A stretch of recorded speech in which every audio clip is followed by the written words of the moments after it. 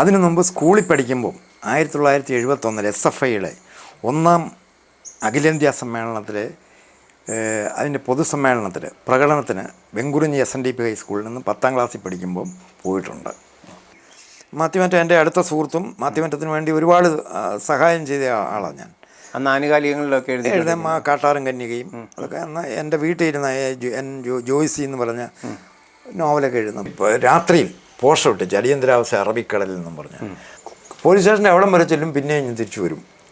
അവസാനം ധൈര്യം സംഭരിച്ച് ചെന്നു. അപ്പോൾ അയാൾ എന്നോട് ചോദിച്ചു, താൻ പാർട്ടി വിടുന്നുണ്ടോ എന്ന് എന്നോട് ചോദിച്ചു. ആദ്യം ഞാൻ പറഞ്ഞു പാർട്ടിയൊന്നും വിടുന്നില്ല, പാർട്ടിയില്ല എന്ന് പറഞ്ഞു. പക്ഷേ അന്ന് CPI വിട്ട് OP സലാം CPM വിട്ടിട്ട് CPIയിലേക്ക് മാറുന്നതാണ്. ഈ പോലീസ് സ്റ്റേഷനിൽ നിന്ന് അറിയിപ്പ് കിട്ടുന്നു, സലാം പിന്നെ CPIയിലേക്ക് CPIയുടെ പണ്ഡിത അന്ന് ലോക്കൽ നേതാക്കന്മാർ പോലീസ് സ്റ്റേഷനിൽ ഇടപെട്ട് അവർ രക്ഷപ്പെടുന്നു. ഈ നമ്മൾ ഉത്തര കൊറിയയിലെ പണ്ട് കിം ഇൽ സുങ് എന്നും പറഞ്ഞുള്ളൊരു അയാളുടെ ഫോട്ടോ മനോരമ പത്രത്തിൽ വരെ വരുമായിരുന്നു. വല്ല കാര്യമുണ്ട് ഇവിടെ മനോരമ പത്രത്തിൽ വന്നിട്ട് അയാളുടെ ഭരണം മെച്ചപ്പെട്ട എന്ന് പറഞ്ഞൊരു ഏകാധിപതി കണക്കെ ഒരാളുടെ ഫോട്ടോ എന്നാൽ അവിടെ ബാക്കിയുള്ളവരുടെ ഒരു ഫോട്ടോ വെച്ചിരുന്നെങ്കിൽ കുറേ കൂടെ ഈ ഫോട്ടോ കണ്ട ജനം മുഴുവൻ മറ്റാരുണ്ടെന്ന് ജനം ചിന്തിച്ചു. ജനം തിരിച്ച് വോട്ട് ചെയ്തു ചിന്തിച്ചു. പിന്നെ ബുദ്ധിയില്ലാത്തവന്മാരെ ആ ചന്ദ്രചൂഡൻ വിദ്യാർത്ഥി സംഘടനാ രംഗത്ത് SFI അറിയപ്പെടുന്ന എറണാകുളത്തുകാരനായിരുന്നു. ചന്ദ്രചൂഡൻ ഒരിക്കലും മറക്കാനൊക്കെയില്ല. SFIയുടെ സ്റ്റേറ്റ് കമ്മിറ്റി മെമ്പറായിരുന്നു. ചന്ദ്രചൂഡൻ എറണാകുളം ജില്ലാ നേതാവായിരുന്നു. യൂണിവേഴ്സിറ്റി യൂണിയൻ്റെ ചെയർമാനായി മത്സരിക്കുന്നു. ഒരിക്കലും അറിയുന്നു ചന്ദ്രചൂഡൻ കായലിൽ ചാടി ആത്മഹത്യ ചെയ്യുന്നു. രാഷ്ട്രീയമൊന്നും നോക്കാതെ ജോണും കുറുപ്പും കൂടെ നേരിട്ട് ഉമ്മൻചാണ്ടിയെ കാണാൻ ചെല്ലുന്നു. ഉമ്മൻചാണ്ടി എൻ്റെ അറിവ് ശരിയാണെങ്കിൽ ഉമ്മൻചാണ്ടി നേരിട്ട് ഫയലുകൾ വരുത്തി KFCന്ന് വിളിച്ച് അവിടെ വെച്ചായി ലോൺ എഴുതി തള്ളുക ചെയ്തത്. പിന്നെ EMS പറഞ്ഞല്ലോ, EMS ഓരോ കാലഘട്ടത്തിലും ഓരോന്നാണ് പറഞ്ഞു. ഓരോ കാലഘട്ടത്തിൽ EMS അതായത് ഈ MP രാജഗോപാലൻ മാഷ് തലശ്ശേരിയിൽ മത്സരിക്കുമ്പോൾ ഒരൊറ്റ RSSകാരൻ്റെ വോട്ട് കൊണ്ടാണ് ജയിക്കുന്നതെങ്കിൽ നമുക്ക് വേണ്ടെന്ന് പറഞ്ഞിട്ടുണ്ട്. പക്ഷേ അതൊക്കെ ആ നിലപാടുകളെല്ലാം വെള്ളം ചേർക്കപ്പെട്ടു. ആ നിലപാടുകളൊക്കെ ഇപ്പം ആരുടെ വോട്ട് വേണ്ടെന്ന് പറയുന്നില്ല. ഇതിൻ്റെ മൂല്യം നഷ്ടപ്പെട്ടു എന്ന് ജനങ്ങൾ തിരിച്ചറിഞ്ഞു. അതാണ് പ്രശ്നം. ഇത് കമ്മ്യൂണിസ്റ്റ് പാർട്ടിയെ കൊണ്ടൊരു ഗുണമുണ്ട്. കമ്മ്യൂണിസ്റ്റ് പാർട്ടി ഇന്നതാണ്, കമ്മ്യൂണിസ്റ്റ് പാർട്ടി നശിക്കാൻ പാടില്ല, കമ്മ്യൂണിസ്റ്റ് പാർട്ടിക്ക് ക്വാളിറ്റി ഉണ്ടായിരിക്കണം എന്നൊക്കെ ജനങ്ങൾക്ക് അവകാശപ്പെടാൻ ആഗ്രഹിക്കാനുള്ള സ്വാതന്ത്ര്യമുണ്ട്. അതായത് കണ്ണൂരിൽ വലിയ മാറ്റം ഉണ്ടായിരിക്കുന്നു.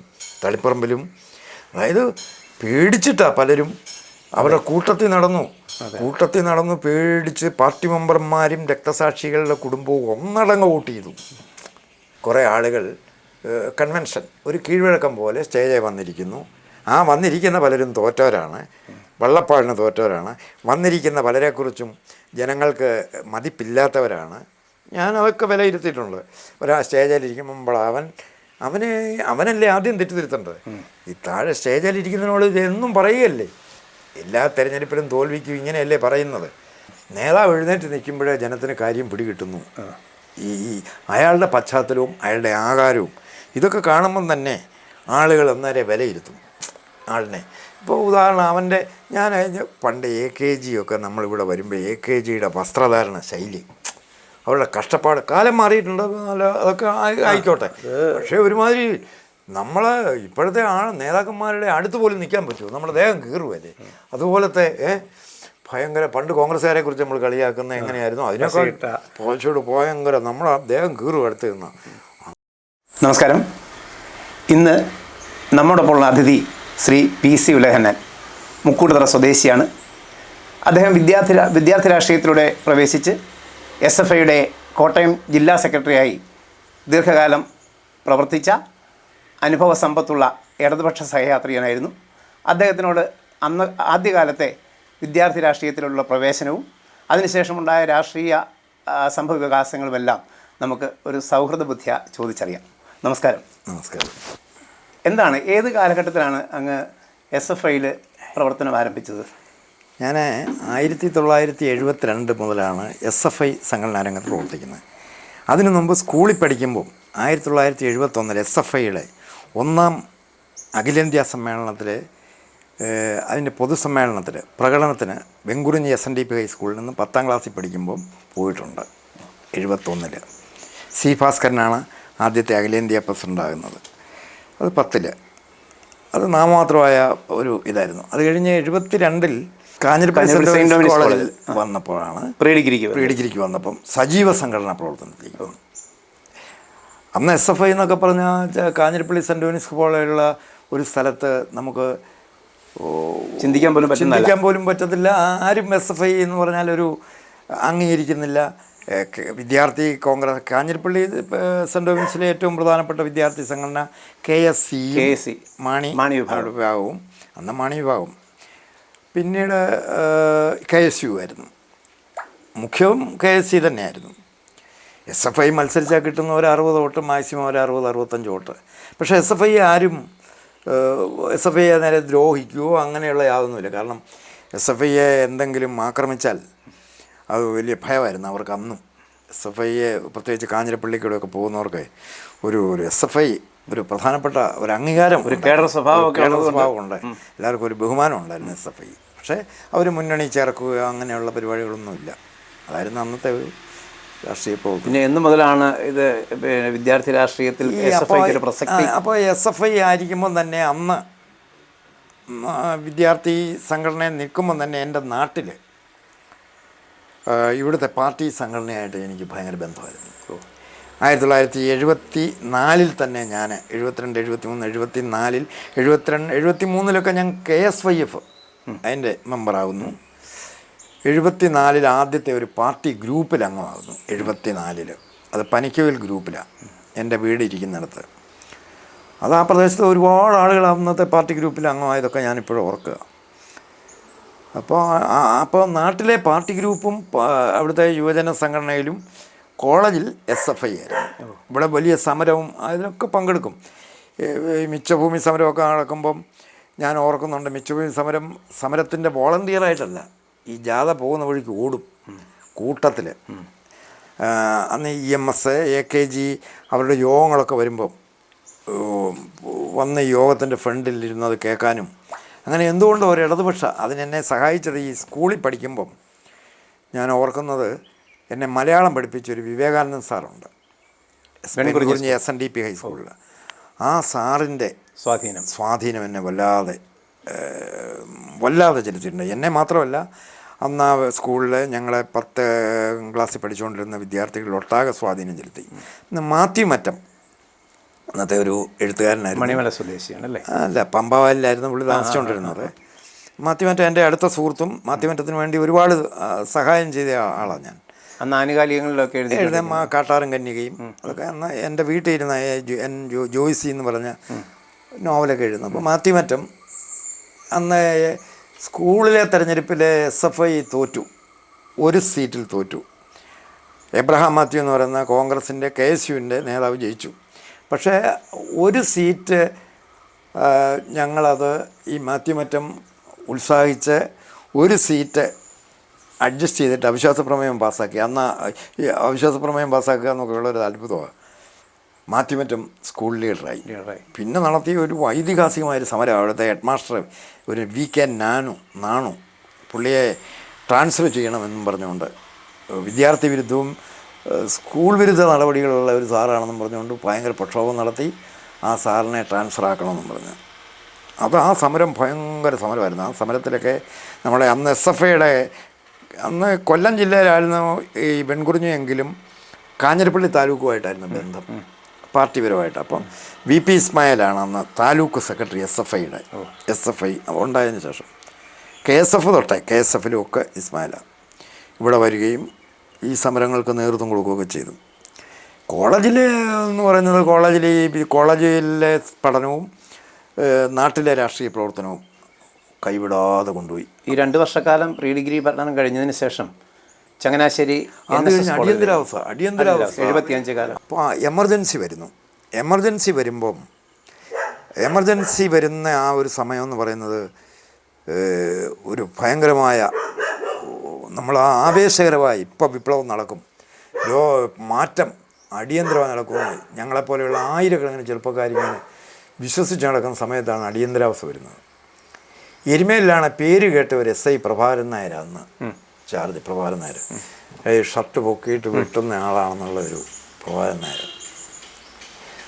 അപ്പോൾ പ്രഭാകരൻ നായർ ഒക്കെ അപ്പം നമ്മൾ ഈ രാത്രിയിൽ പോസ്റ്റർ ഇട്ടിച്ച് അടിയന്തരാവസ്ഥ അറബിക്കടലിൽ നിന്നും പറഞ്ഞു രാത്രിയിൽ അന്ന് എറണാകുളത്തിനൊരു ബസ്സുണ്ട് ആ ബസ്സിൻ്റെ മുകളിൽ കയറി നിന്ന് മുക്കൂട്ടുപുഴ ടൗണിലൊക്കെ ഒട്ടിച്ചത് പോസ്റ്റർ. അന്ന് ഒ പി സലാമുണ്ട്, ഇപ്പോഴത്തെ CPIയുടെ അത് പ്രധാനപ്പെട്ട ഒരു പോയിൻ്റാണ്. ഒ പി സലാം പാർട്ടിയാണ്, KSYF അല്ല DYFI ആയില്ല, KSYF. അപ്പം ഈ ഒ പി സലാമൻ ഞങ്ങൾ രാത്രിയിൽ ഒട്ടിച്ച് സ്കൂളിൽ പോയി കിടക്കും, മുട്ടപ്പള്ളി സ്കൂളിൽ. അപ്പോൾ അടിയന്തരാവസ്ഥ അത് കഴിഞ്ഞ് ഒരു ദിവസം നോക്കിയപ്പം പോലീസ് സ്റ്റേഷനിൽ നിന്ന് നാളെ സ്റ്റേഷനിൽ വരണമെന്നും പറഞ്ഞൊരു അറിയിപ്പുണ്ടായി. പാടെ കുറഞ്ഞു. ഞാൻ ലോക്കൽ സെക്രട്ടറി അന്ന് കുഞ്ഞമ്മാവനാണെന്നാണ് എൻ്റെ ഓർമ്മ, നമ്മളെ രാമകൃഷ്ണൻ നായർ ചേനപ്പാടി. ഗോപിച്ചേട്ടനുണ്ടെന്ന് എരുമേൽ എല്ലാ സഹായവും പോലീസുകാരും ഒക്കെ ആയിട്ട് അത്യാവശ്യം. ഞാൻ ഗോപിച്ചേട്ടൻ്റെ അടുത്ത് നിന്ന് ഗോപിച്ചേട്ടൻ പറഞ്ഞിട്ട് ആരും ഇല്ല, താനൊന്ന് നേരിട്ട് ചെന്നാൽ മതി, തന്നെ ഒന്നും ചെയ്യത്തൊന്നുമില്ല. ഞാൻ കുഞ്ഞമ്മാവനെ കാണാനായിട്ട് ചേനപ്പാടി വരെ പോയിരുന്നു. കുഞ്ഞമ്മാവനും എങ്ങനെയാണ് എന്താണെന്നൊക്കെ പറഞ്ഞ് താൻ തന്നെ ചെന്നാൽ മതി എന്നൊക്കെ പറഞ്ഞ് എനിക്കൊരു ധൈര്യം തന്നു. പക്ഷേ ഞാനന്ന് വളരെ കൊച്ചാണ്, കോളേജിലൊക്കെ പഠിക്കുമെങ്കിലും ഉൾഭയം ഭയങ്കര അടിയന്തരാവസ്ഥയെക്കുറിച്ചുള്ള എന്നാലും ആവേശവും. അന്ന് പഴയ പോലീസ് സ്റ്റേഷനാണ്, ചെമ്പതങ്കാലിൻ്റെ കെട്ടിടത്തിൽ ചെറിയൊരു വീട് പോലെ ചെറിയൊരു മുറി, ചെറിയൊരു വീട്, എൻ്റെ ഒരു ചായ്പിലാണ് SI ഇരിക്കുന്നത്. പോലീസ് സ്റ്റേഷൻ്റെ അവിടം വരെ ചെല്ലും, പിന്നെയും ഞാൻ തിരിച്ചു വരും. അവസാനം ധൈര്യം സംഭരിച്ച് ചെന്നു. അപ്പോൾ അയാൾ എന്നോട് ചോദിച്ചു, താനും തന്നെയൊക്കെ ഈ വീട്ടിൽ നിന്ന് ഈ ഇത്രയും കാശ് മുടക്കി പഠിപ്പിക്കാനൊക്കെ വിടുന്നത് പഠിക്കാൻ വേണ്ടിയിട്ടാണ്, തന്നെ എനിക്ക് വേണമെങ്കിൽ ഇപ്പോൾ അകത്താക്കാം, താനൊക്കെ മര്യാദയ്ക്ക് താൻ പാർട്ടി വിടുന്നുണ്ടോ എന്ന് എന്നോട് ചോദിച്ചു ആദ്യം. ഞാൻ പറഞ്ഞു പാർട്ടിയൊന്നും വിടുന്നില്ല, പാർട്ടിയില്ല എന്ന് പറഞ്ഞു. പക്ഷേ അന്ന് CPI വിട്ട് ഒ പി സലാം CPM വിട്ടിട്ട് CPIയിലേക്ക് മാറുന്നു. അന്ന് ഈ പോലീസ് സ്റ്റേഷനിൽ നിന്ന് അറിയിപ്പ് കിട്ടുന്നു, സലാം പിന്നെ CPIയിലേക്ക് CPIയുടെ പണ്ഡിത അന്ന് ലോക്കൽ നേതാക്കന്മാർ പോലീസ് സ്റ്റേഷനിൽ ഇടപെട്ട് അവർ രക്ഷപ്പെടുന്നു. അവർ പിന്നീട് അയാൾക്ക് എന്തുകൊണ്ടോ ഒരു കരുണ തോന്നി, നമ്മളോട് പഠിക്കുകയൊക്കെ അല്ലേ, അങ്ങനെ കേസൊന്നും എടുക്കാതെ വിട്ടു. എന്നാലും പിറ്റേന്ന് പിന്നെ നമ്മൾ അടങ്ങിയിരിക്കുന്നില്ല. പിന്നെ അന്ന് ഈ കോൺഗ്രസിൻ്റെ KPCC പ്രസിഡൻ്റൊക്കെ ആയിരുന്നു നമ്മുടെ MA ജോൺ. പിന്നീട് MA ജോൺ നമ്മെ നയിക്കുമെന്നും പറഞ്ഞുകൊണ്ട് അയാളുടെ ഒരു പ്രത്യേകത എന്നാണെന്ന് ചോദിച്ചാൽ ഇടതുപക്ഷ മൂവ്മെൻറ്റുകളെല്ലാം ഉൾപ്പെടുത്തി BJP ഇല്ല, അന്ന് ജനസംഘമാണ്, RSSനെയൊക്കെ ഉൾപ്പെടുത്തി എവിടെയൊക്കെ പറ്റുമോ അവിടെ എല്ലാം വലിയ സിമ്പോസിയങ്ങളൊക്കെ നടത്തുമായിരുന്നു. അപ്പം മുക്കൂട്ടുതറ അങ്ങനെ ഒരു ട്യൂട്ടോർ കോളേജിൻ്റെ മുകളിൽ ഒരു സിമ്പോസിയം നടത്തി. ആ സിമ്പോസിയം ലഘുലേഖയൊക്കെ വിതരണം ചെയ്തു. MA ജോൺ നമ്മെ നയിക്കുമെന്ന് അയാളുടെ രാഷ്ട്രീയം വളർത്താനും ഒപ്പം. പക്ഷേ അതിൽ കേൾവിക്കാരനായിട്ട് ഞങ്ങൾ പാർട്ടിക്കാരൊന്ന് 3-4 കുറേ ആളുകൾ പോയി. പക്ഷേ അതും കോളാലിയായി പോലീസ് സ്റ്റേഷനിൽ അറിയുന്നു. അപ്പോൾ വീട്ടിലൊരു പ്രശ്നമായി, ഇനിയിപ്പോൾ എവിടെയെങ്കിലും കോളേജിൽ ഇവിടുന്ന് മാറ്റണം, അല്ലെങ്കിൽ ആ പ്രശ്നമാണെന്ന് പറഞ്ഞ് എൻ്റെ അമ്മ വീടൊക്കെ കോട്ടയത്താണ്, മീനിടത്ത്. അപ്പോൾ അങ്ങനെയൊക്കെ ഇരിക്കുമ്പം ഈ 74 ഞാൻ SFIയുടെ ജില്ലാ കമ്മിറ്റി മെമ്പറായിരുന്നു. അന്ന് അരവിന്ദാക്ഷൻ ജില്ലാ സെക്രട്ടറിയും PT സാജുലാൽ പ്രസിഡൻറ്റുമായിരുന്നു. കോട്ടയത്ത് ഓഫീസിലൊക്കെ ചെല്ലുമ്പം ഞാൻ ഇന്നും ഓർക്കുന്നുണ്ട്, ഓഫീസിലൊക്കെ ചെല്ലുമ്പം വലിയ പഴയ ഓഫീസാണ് കോട്ടയത്ത് ഓഫീസിൽ. വർക്ക് ചെയ്യായിട്ട് പിന്നെ മരിച്ചുപോയ ഓഫീസ് സെക്രട്ടറി ആയിരുന്നു. വർക്ക് ഇങ്ങനെ ഒരു താടിയൊക്കെ വളർത്തി ഒക്കെ ഇങ്ങനെ ഇരിക്കുന്നതൊക്കെ ഞാൻ ഓർക്കുന്നുണ്ട്. അപ്പം വർക്ക് ചെയ്യായിട്ട് പരിചയപ്പെട്ടു. അപ്പം ആ പരിചയം അപ്പോൾ 74 അരവിന്ദാക്ഷൻ. അപ്പോൾ അരവിന്ദാക്ഷനൊക്കെ ഈ സെൻറ്റ് തോമസിൽ നമ്മൾ യൂണിറ്റ് ഉണ്ടാക്കുന്നു. ഏറത്ത് വടകര നമ്മൾ പല സ്ഥലങ്ങളിലും താലൂക്കിലൊട്ടാകെ യൂണിറ്റുകൾ ഉണ്ടാക്കുന്നു, പല സ്ഥലത്തേക്കും കമ്മിറ്റികൾ ഉണ്ടാക്കുന്നു, പോകുന്നു. അങ്ങനെ ഒരു ബന്ധമുണ്ടായി. നല്ലൊരു ടീമുണ്ടായിരുന്നു അന്ന് SFIക്ക്. നമ്മുടെ മാളത്താനി സുലൈമാൻ മുഹമ്മദ് ഇസ്മായിൽ, NI അഷറഫ് കാഞ്ഞിരപ്പള്ളൂർ, NI അഷറഫ്, വിൻസെൻ്റ് ഫിലിപ്പ് കാരന്താനം, ഉഷാമണിയൊക്കെ അന്ന് കാഞ്ഞിരപ്പള്ളി കോളേജിലുണ്ട്. അപ്പോൾ ഒരു ജേക്കബ് മാത്യു, നമ്മുടെ PM മാത്യു സാർ വട്ടക്കാവിലെ പഴയ പാർട്ടി ഏരിയ കമ്മിറ്റി മെമ്പറുടെ മകൻ, ഒരു ജേക്കബ് E മാത്യു. അങ്ങനെ നല്ലൊരു ടീമുണ്ടായിരുന്നു. അങ്ങനെ SFIയുടെ ആ ഒരു ശക്തി ഉണ്ടായിരുന്ന ഒരു ഘട്ടത്തിൽ അപ്പം ഇവിടെ നിന്ന് മാറി പ്രീ ഡിഗ്രിക്ക് ശേഷം ഡിഗ്രി പഠിച്ചാൽ കൊള്ളാവുന്നുണ്ട്. അപ്പം ഞാൻ അരവിന്ദാക്ഷനോട് പറഞ്ഞു, അരവിന്ദാക്ഷ വീട്ടിൽ നിന്നൊന്നും വന്ന് അഡ്മിഷൻ എടുത്ത് തരാൻ പറ്റുമെന്ന് തോന്നുന്നില്ല. അപ്പോൾ എനിക്ക് 2 ഇടത്തു നിന്ന് കാർഡ് വന്നു. ഒന്ന് നാട്ടകം ഗവൺമെൻറ് കോളേജിൽ നിന്നും ചങ്ങനാശ്ശേരി NSS കോളേജിൽ നിന്നും. കൂടുതൽ താല്പര്യം NSSലായിരുന്നു. കാരണം അന്ന് NSSൽ NSSനോടാണ് താല്പര്യം. കാരണം ഇങ്ങനെ എനിക്ക് ഒരു താല്പര്യം ഉണ്ടായിരുന്നു. അങ്ങനെ ഞാൻ അരവിന്ദാക്ഷൻ PC മേനോൻ സാറാണെന്ന് എനിക്ക് ഓർമ്മ. വിളിച്ചു പറയുന്നു, അത് ആരൊക്കെയോ എങ്ങനെയോ എനിക്ക് ഏതായാലും ചെല്ലാൻ പറയുന്നു. അവിടെ ചെല്ലുന്നു, അരവിന്ദാക്ഷൻ കൂടെ വരുന്നു.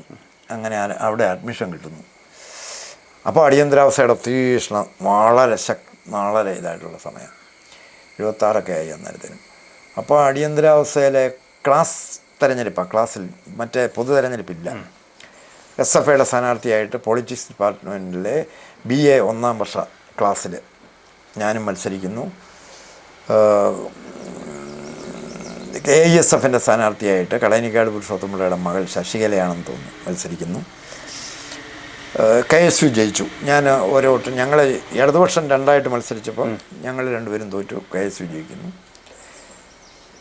അത് കഴിഞ്ഞ് സജീവമായി SFI പ്രവർത്തനം എന്ന് പറയുന്നത് അന്ന് മുരളി മനോഹർ ജോഷിയാണ്, മുരളി മനോഹർ എന്ന് പറയുന്ന ഒരു ഇപ്പോൾ ചെങ്ങന്നൂരുകാരനൊരു മുരളി മനോഹറാണ് SFIയുടെ യൂണിറ്റ് സെക്രട്ടറി. KSUവിൻ്റെ ഏറ്റവും പ്രധാനപ്പെട്ട നേതാവ് മാന്നാർ അബ്ദുൽ ലത്തീഫും രമേശ് ചെന്നിത്തലയാണ്. രമേശ് ചെന്നിത്തല ചെയർമാനും മാന്നാർ അബ്ദുൽ ലത്തീഫ് ജനറൽ സെക്രട്ടറിയും ആയിട്ടാണ് കോളേജ് യൂണിയൻ അത് ക്ലാസ് ബേസിൽ നിന്ന് തിരഞ്ഞെടുക്കപ്പെടുക. ഹരികുമാർ കോയിക്കലുമുണ്ട്, ഈയിടെ മരിച്ചുപോയ NSSൻ്റെ സെക്രട്ടറി ഹരികുമാർ കോയിക്കലും ആ ക്ലാസ്സിലുണ്ട്. മുരളി മനോഹർ SFIയുടെ അവരും ആ എക്കണോമിക്സ് ക്ലാസ്സിലാണ്. അതിനുശേഷം G രാമൻ നായർ അവരൊക്കെ ആ ക്ലാസ്സിലുണ്ട്. അതിനുശേഷം 2ാം വർഷമായപ്പം രമേശ് ചെന്നിത്തലയും മാന്നാർ അബ്ദുൽ ലത്തീഫ് KSUവിൻ്റെ പ്രമുഖന്മാരായ നേതാക്കന്മാർ കോളേജ് പോയി. മുരളി മനോഹറും പോയി. ഞാൻ SFIയുടെ യൂണിറ്റ് സെക്രട്ടറി ആവുന്നു.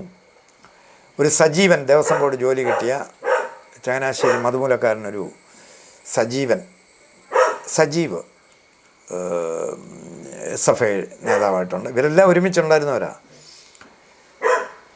ഞാൻ ആ വർഷം ഓപ്പൺ തിരഞ്ഞെടുപ്പാണ്. ഞാൻ മാഗസിൻ എഡിറ്ററായിട്ട് മത്സരിക്കുന്നു.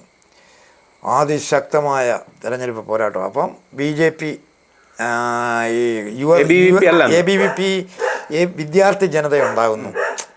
കേരള ഒട്ടാകെ ക്യാമ്പസുകളിൽ ABVPയും ഈ വിദ്യാർത്ഥി ജനതാദളും ഒരു മഹാസഖ്യം. അത് അന്നത്തെ രാഷ്ട്രീയമായിട്ട് കൂട്ടി വായിക്കണം. 1977 ഈ അടിയന്തരാവസ്ഥയ്ക്കെതിരായിട്ടൊരു മുന്നണി രൂപം കൊള്ളുക. ആ മുന്നണിയെ ഈ മഹാസഖ്യം ഉണ്ടാകുന്നു. അടിയന്തരാവസ്ഥയ്ക്കെതിരായിട്ടുള്ള പോരാട്ടങ്ങൾ ശക്തിപ്പെടുത്താൻ വേണ്ടിയിട്ടുള്ള വലിയ സമരം. അതിൽ പരോക്ഷമായിട്ട് CPMഉം ഇപ്പോൾ അവർ സമ്മതിക്കുന്നില്ലെങ്കിലും പരോക്ഷമായിട്ട് ശരിക്കും അതിനകത്തായിരുന്നു. തെരഞ്ഞെടുപ്പിൽ അത് പിന്നീട് 77 തെരഞ്ഞെടുപ്പിലും വന്നു.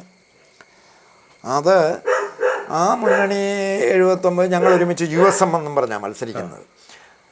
ആ തെരഞ്ഞെടുപ്പിൽ ഞാൻ നിസ്സാര വോട്ടിന് തോറ്റുപോകുന്നു. കൗൺസിലറായിട്ട് KSU തന്നെ ജയിക്കുന്നു.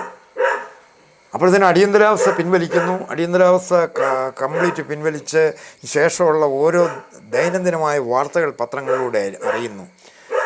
അടിയന്തരാവസ്ഥയിലെ തുർക്കുമാൻ ഗേറ്റ്, അങ്ങനെ ഒരുപാട് പ്രശ്നങ്ങൾ, ജഗജ്ജീവൻ റാമിൻ്റേത്, ഭജനിൽ, അങ്ങനെ ഭയങ്കരമായിട്ടുള്ള ഇന്ത്യയിലൊട്ടാകെ നടന്ന അടിയന്തരാവസ്ഥയിലെ ഭയങ്കരമായ അക്രമങ്ങൾ, ഭയാനകമായ ഇത് പുറത്തു വരുന്നു. അപ്പം കാമ്പസുകൾ അത് ഏറ്റെടുത്തു, കേരളത്തിലെ കാമ്പസുകൾ. അപ്പോഴത്തേക്കിനും SFI ഒരു വലിയ ശക്തിയായി. SFI സമരമുഖത്ത് വളരെ ശക്തിയായിട്ട് വരുന്നു. ഇതിനിടയ്ക്ക് ഒരു കാര്യം പറയാൻ പറ്റുമോ, ഈ അടിയന്തരാവസ്ഥ കാലത്ത് SFIയുടെ ഒരു സംസ്ഥാന സമ്മേളനം നടന്നു. അത് വടക്കംപറവൂർ വെച്ചാണ്. വടക്കംപറവൂരിൽ അത് ഞാനിപ്പോൾ ഓർക്ക് ഒരു ബോട്ടേ കയറി രാത്രിയിലാണ് അവിടെ ചെല്ലുന്നത്. 10-32 പേരെയുള്ള സമ്മേളനത്തിന്. ഐസക്കുണ്ട്, ബേബിയുണ്ട്, സുരേഷ് കുറുപ്പുണ്ട്, PR രഘുവുണ്ട്. രഘുവൊക്കെ ഇപ്പോഴും ഉണ്ട്, ഇപ്പം വടക്കംപറവൂരുണ്ട് രഘു. അങ്ങനെ കുറച്ച് സെബാസ്റ്റ്യനുണ്ട്. ഞങ്ങളിവിടുന്ന് 2-3 പേരേ ഉള്ളൂ പ്രതിനിധികൾ. VS ഒക്കെ പങ്കെടുത്ത ആ പ്രതിനിധികൾ ആരും അറിയാതെ 2-3 ദിവസം രാത്രിയിൽ പാർട്ടി ക്ലാസ്സുകളും പഠന ക്ലാസ്സും ഒക്കെ ആയിട്ട് അങ്ങനെ ഒരു സംസ്ഥാന സമ്മേളനം അവിടെ വെച്ച് നടത്തിയ. അപ്പോൾ അടിയന്തരാവസ്ഥ പിൻവലിക്കപ്പെട്ടതോടുകൂടി ഈ വിദ്യാർത്ഥി യുവജന രംഗം ഈ പ്രക്ഷോഭങ്ങളെ ഏറ്റുവാങ്ങി. ജില്ലാ ജാഥകൾ, അത് സുരേഷ് കുറുപ്പ് ക്യാപ്റ്റനായൊരു ജാഥ ഇവിടെ നടക്കുന്നു. അത് കോട്ടയം ജില്ലയിൽ. ആ ജാഥയെ സുരേഷ് കുറുപ്പിനെ ആക്രമിക്കുന്നു ചിങ്ങവനം സ്കൂളിൽ വെച്ച്. അത് ഞങ്ങൾ വളരെ ശക്തിയായി ഉപയോഗപ്പെടുത്തി. സുരേഷ് കുറുപ്പിനെ മെഡിക്കൽ കോളേജിലാക്കുന്നു. ആ ജാഥ കോട്ടയം ജില്ലയിൽ വലിയ വിജയകരമായൊരു ജാഥയായി മാറുന്നു. ക്യാമ്പസുകളിൽ 2-3 ദിവസം ആ ജാഥയെ സംയുക്ത വിദ്യാർത്ഥി നേതാക്കൾ പങ്കെടുക്കുന്ന ജാഥയാണ്.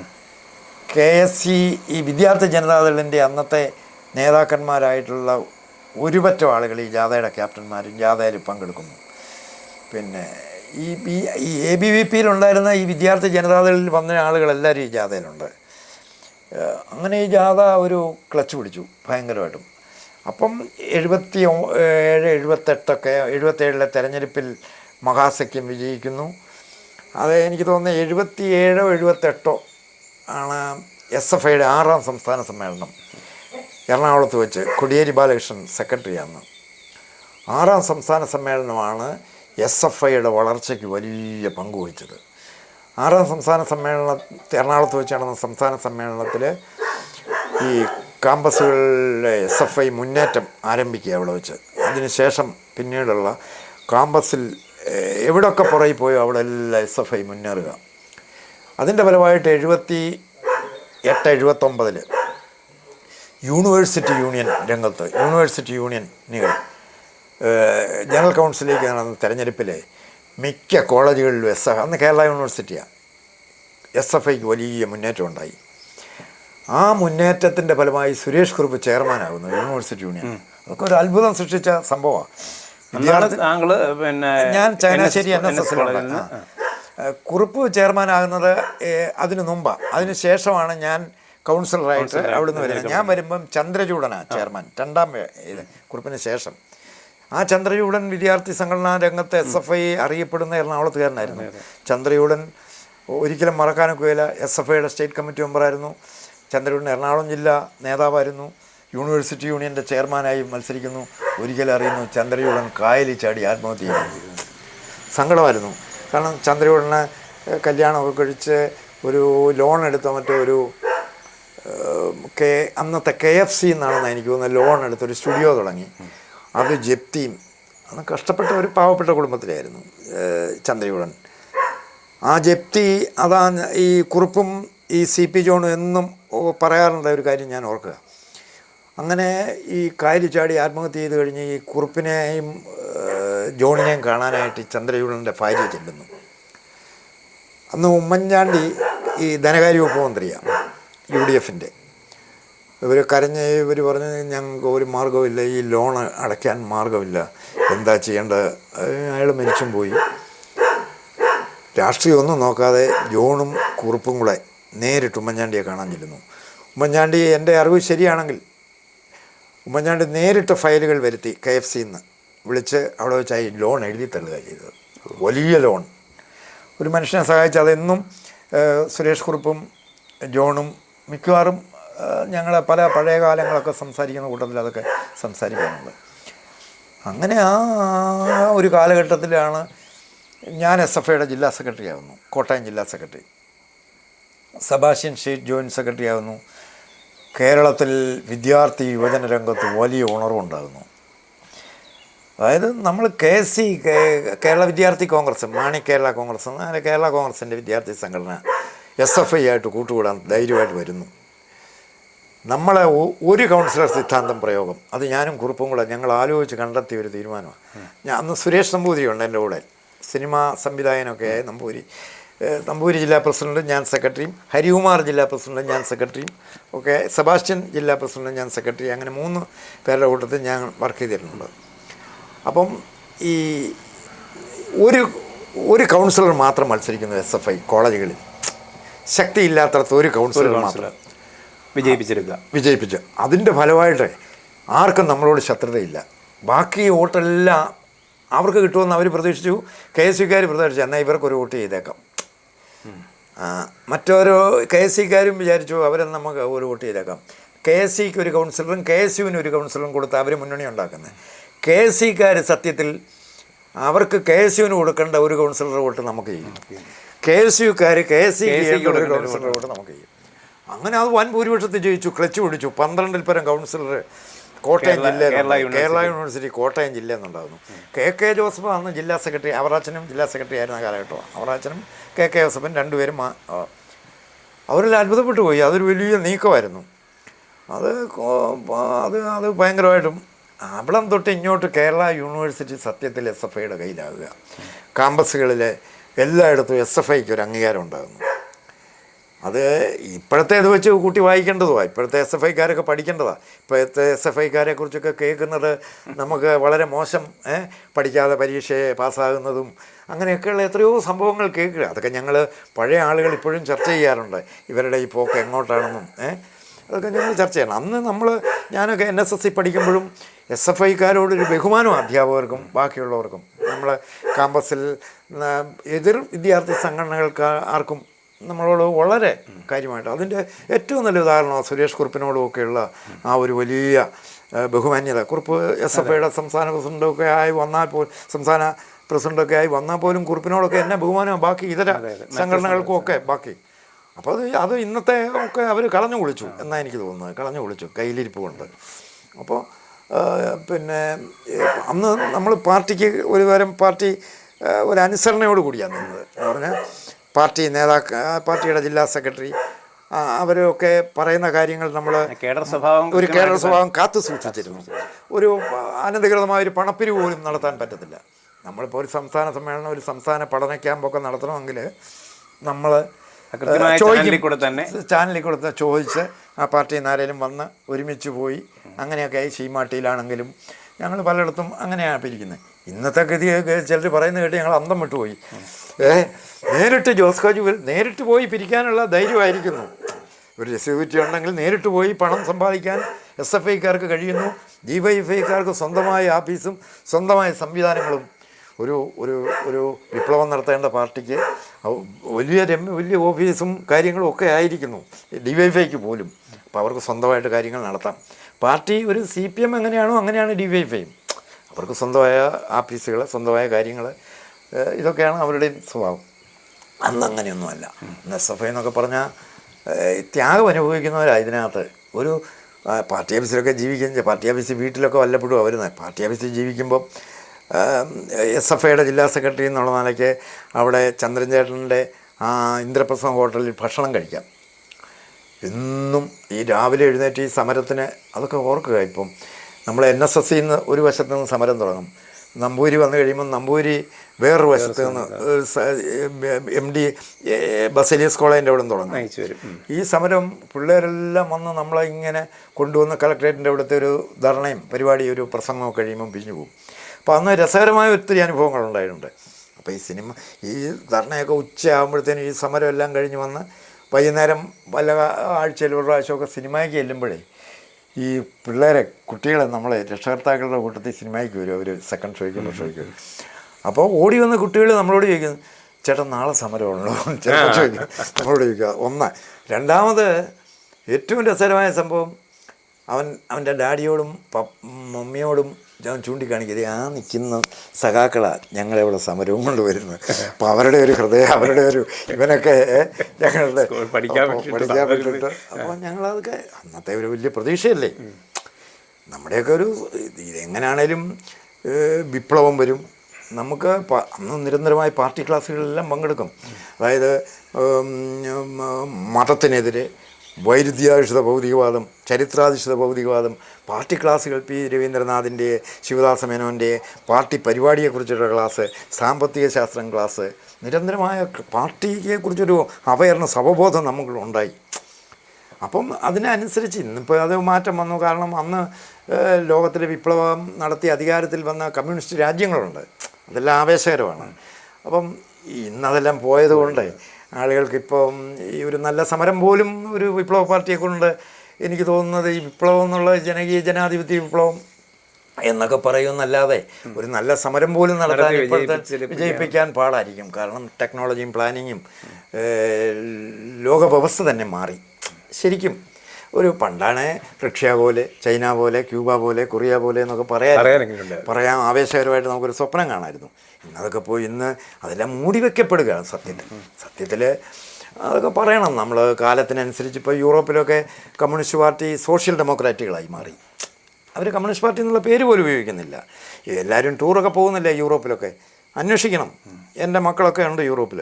അവർ പറയുന്ന കേട്ട് കഴിഞ്ഞാൽ നമ്മൾ ഈ അസർബൈജാൻ പഴയ സോവിയറ്റ് യൂണിയൻ്റെ പല സ്ഥലത്തും ചെല്ലുമ്പം ആ പഴയ കാലത്തെക്കുറിച്ച് സംസാരിക്കുമ്പോൾ അവർക്കുണ്ടാകുന്ന ആ നീരസം പഴയ തലമുറയ്ക്ക്, കാരണം സ്റ്റാലിനെ കുറിച്ചൊക്കെ പറയുന്നിടത്ത് അവർക്കുണ്ടാകുന്ന ആ ഒരു വൈഷമ്യം ഇപ്പോൾ അവർ, അതായത് ഈ ഉസ്ബെക്കിസ്ഥാനിലൊക്കെ പഴയ സോവിയറ്റ് യൂണിയൻ്റെ ഭാഗം അവർ അധ്വാനിക്കുന്നതെല്ലാം കൊണ്ടുപോയതും പുതിയ മാറ്റം വന്നപ്പോൾ അവർക്ക് വേറെ ഒന്നും വേണ്ട, അവർക്ക് സ്വാതന്ത്ര്യവും ജനാധിപത്യവും മതി. സ്വാതന്ത്ര്യവും ജനാധിപത്യവും മനുഷ്യ സ്നേഹം. അവർ സന്തോഷത്തോടു കൂടി യൂറോപ്പിലൊട്ടാകെ ഇപ്പോൾ സന്തോഷമല്ലേ. കിഴക്കൻ യൂറോപ്യൻ രാജ്യങ്ങളിലൊന്നും ഇല്ലല്ലോ, എല്ലാം പോയില്ലേ. അപ്പോൾ അതൊക്കെ ഇപ്പം പിന്നെ ഇത് എന്നാ പറയുന്നത്, ഇവരിപ്പോഴും പറയുന്നത് തെരഞ്ഞെടുപ്പാണ് മുഖ്യത്തിൽ. അത് ഓപ്പണായിട്ട് പറഞ്ഞാൽ പോരെ, തെരഞ്ഞെടുപ്പിലൂടെയാണ് വരാൻ പോകുന്നത് ഇനിയും അല്ലേ. ഇത്രമാത്രം തീക്ഷ്ണതയിൽ നിന്ന് ഈ ചിന്താധാരയൊന്നും മാറിയത് ഏത്? അത് നമ്മുടെ അനുഭവത്തിലൂടെയാണ്. കാരണം ഒന്ന് പാർട്ടി ഓഫീസിൽ ജീവിച്ചു. പാർട്ടി ഓഫീസിൽ ജീവിക്കുമ്പം ദൈനംദിനമായിട്ടുള്ള കാര്യങ്ങൾ ബോധ്യപ്പെടുക. ഓരോ സഖാക്കൾ ഓരോ പ്രശ്നമായിട്ട് വരുന്നത് പാർട്ടിയുടെ ഒരു സംവിധാനത്തിൽ വരുന്ന ഇത് കാര്യങ്ങളെല്ലാം നമുക്ക് നേരിട്ട് ബോധ്യപ്പെടുക. പിന്നെ മെല്ലെ മെല്ലെ ഗവൺമെൻറ്റുകൾ അധികാരത്തിൽ വരുന്നതിനെ നോക്കിക്കാണാൻ തുടങ്ങി. അധികാരം മൂല്യത്തിൻ്റെ അധിഷ്ഠിതത്തിൽ മാറി അധികാരം, അതായത് പാർലമെൻ്ററി ഡെമോക്രസിയിലേക്ക് പൂർണ്ണമായിട്ടും അംഗീകരിക്കാൻ തുടങ്ങി. അപ്പം പണ്ട് ഞങ്ങൾ കോളേജിലെ ഒരു കൗൺസിലർ എനിക്കാകണമെന്ന് പറയുമല്ലായിരുന്നു ആരും. പറഞ്ഞാൽ അവൻ്റെ കാര്യം പോക്കാം. പാർട്ടി മെമ്പർമാർ എനിക്കൊരു പഞ്ചായത്ത് മെമ്പർ ആകണമെന്ന് പോലും പറയുകയില്ല. ഇപ്പോൾ അങ്ങനെയല്ലേ, എനിക്ക് ആകണമെന്ന് പറയും, എന്നെ ആക്കണമെന്ന് പറയും, എന്നെ ആക്കണം. അതിനും മൗനസമ്മതം. ഇപ്പം MP ഗോവിന്ദൻ മാഷൊക്കെ ഇപ്പം ഇത് പറയുന്നത് നമ്മളൊന്ന് ആലോചിച്ചാൽ മതി. എൻ്റെ ഭാര്യ അത് ആളുകളൊക്കെ എന്നാ പറയുമെന്ന് വിചാരിച്ചൊരു കമ്മ്യൂണിസ്റ്റ് ബോധം ഉണ്ടായ പോരായിരുന്നു. ഇതിനെ തെറ്റിരുത്താൻ പോകേണ്ട കാര്യമുണ്ടോ? തെറ്റിതിരുത്താനുള്ളവരെ എനിക്ക് തോന്നുന്നു എല്ലാവരും തെറ്റിതിരുത്തേണ്ടവരെല്ലാം സ്റ്റേജിലിരിക്കുക, പാവം പിടിച്ച അനുയായികളെല്ലാം കേൾവിക്കാരായിട്ടിരിക്കുക. ഇത് തുടങ്ങിയിട്ട് എത്ര കാലമായി. എന്നാൽ തെറ്റിതിരുത്തേണ്ടത് ഞാൻ തോറ്റ് തുന്നം പാടി, എന്നെ കണ്ടം വഴി ജനം ഓടിച്ചു, എന്നെ ചെവിക്ക് പിടിച്ചു. അപ്പോൾ എൻ്റെ ഭാഗത്ത് എവിടെ നിന്നാണെന്നുള്ളതാണ്. എല്ലാവരും കൂടെ കൂടിയിരുന്നിട്ട് ഇടവ് എൻ്റെ ഭാഗത്തും തെറ്റുപറ്റി, നിൻ്റെ ഭാഗത്ത് എന്നെ ഉണ്ട്. അങ്ങനെയല്ലേ വേണ്ടത്. ഉൾപാർട്ടി ജനാധിപത്യം എന്നൊക്കെ പറയുന്നത് വേണ്ടേ? ഇതെന്നും കുന്നു ഒരേ നേതാവ് തന്നെ. പറയണ്ടോൻ തിരുത്തണ്ടോൻ ഒന്ന് തിരുത്തണ്ടേ? അതാ ഒരുതരം അത് ജനാധിപത്യ ബോധം ഇല്ലാതെ വന്നു.